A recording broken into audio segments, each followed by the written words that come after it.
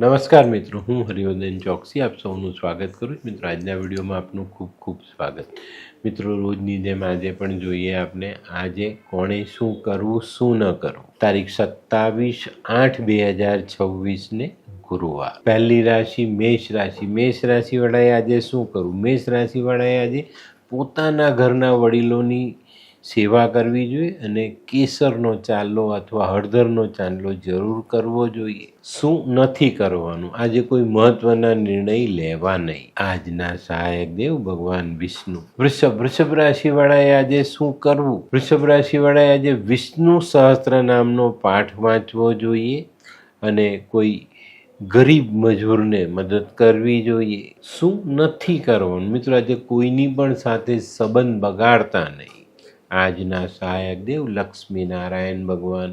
મિથુન રાશિવાળાએ આજે શું કરવું જોઈએ? મિથુન રાશિવાળાએ આજે પોતાના જીવનમાં થયેલી ભૂલોને સુધારવી જોઈએ અને ફરી પાછી ભૂલ ન થાય એની કાળજી રાખવી જોઈએ. શું નથી કરવાનું? આજે કોઈ પણ આપણા નજીકના મિત્રને કે સ્નેહીને નારાજ નહીં કરતા.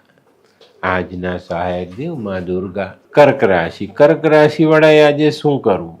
કર્ક રાશિવાળાએ આજે ધીરજ રાખીને દિવસ પસાર કરવો જોઈએ અને આજે ઘરના કામમાં મદદ જરૂર કરજો. શું નથી કરવાનું? મિત્રો, આજે ઘરમાં મની પ્લાન્ટ કે બાંબુ જેવા છોડ લાવીને રાખવા નહીં. આજના સહાયક દેવ ભગવાન શિવ ને વિષ્ણુ. સિંહ રાશિવાળાએ આજે શું કરવું? સિંહ રાશિવાળાએ આજે શિવજીના મંદિરમાં ચણાની દાળ પીળા કપડામાં બાંધીને દાન કરવી જોઈએ. શું નથી કરવાનું? મિત્રો, આજે કોઈ પણ બાબતમાં ખોટી જીદ ન કરવી. આજના સહાયક દેવ સૂર્યનારાયણ ભગવાન. કન્યા રાશિવાળાએ આજે શું કરવું જોઈએ? કન્યા રાશિવાળાએ આજે પોતાના જીવનમાં જો કોઈ ગુરુ કરેલા હોય તો તેમના આશીર્વાદ લેવા જોઈએ અથવા ભગવાન વિષ્ણુના આશીર્વાદ લઈને દિવસની શરૂઆત કરવી જોઈએ.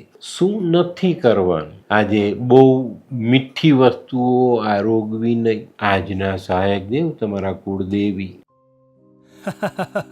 આ કેવા કેવા ન્યૂઝ છાપે છે આ લોકો ધરતી. હા, શું હસ્યા કરો છો? આખો દિવસ પેપર વાંચો છો. તમને કઈ ચિંતા થાય છે કે નહીં? આ દુનિયાની ચિંતા હું શું કામ કરું? ગાંડો છું? લોકોની નહીં, આપણી દીકરીની ચિંતા. તેનું ગોઠવાતું નથી. હા, એની ચિંતા તો મને પણ છે, પણ શું કરીએ કંઈ સમજાતું જ નથી. મમ્મી, પપ્પા.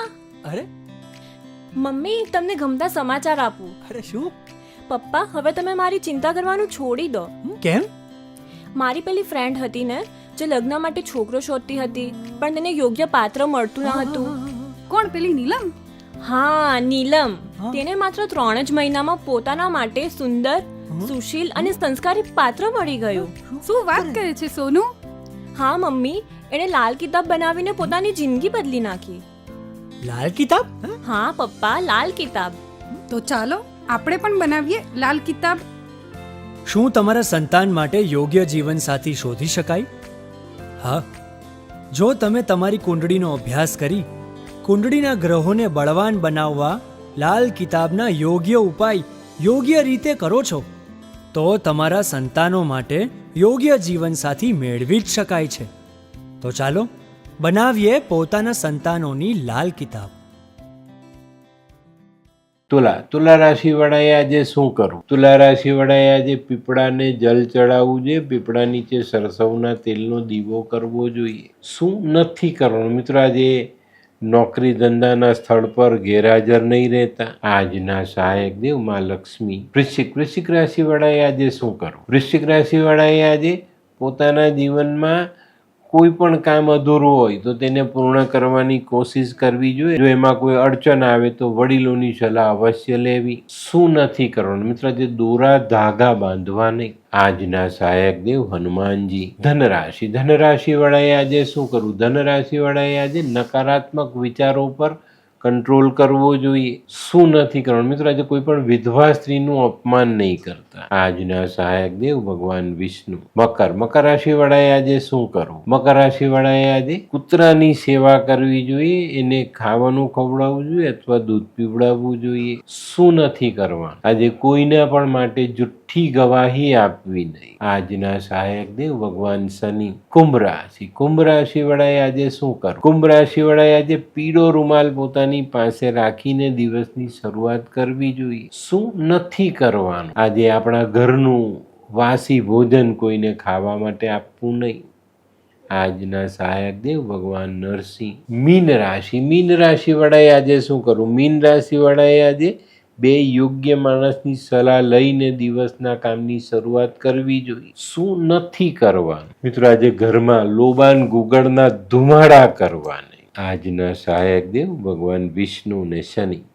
તો મિત્રો આ તો તમારા માટે આજના દિવસે કોણે શું કરવું શું ન કરવું તેનું જ્ઞાન. તો આજનો વિડીયો ગમ્યો તો લાઈક કરો, શેર કરો, યુટ્યુબ જોનારા શેર કરે અને સબસ્ક્રાઈબ કરે. હું હરિવર્ધન ચોકસી આપ સૌની રજા લઉં. ફરી મળીએ નવા વિડીયોમાં નવી જાણકારી સાથે. તો ચાલો બદલીએ જિંદગી. નમસ્તે.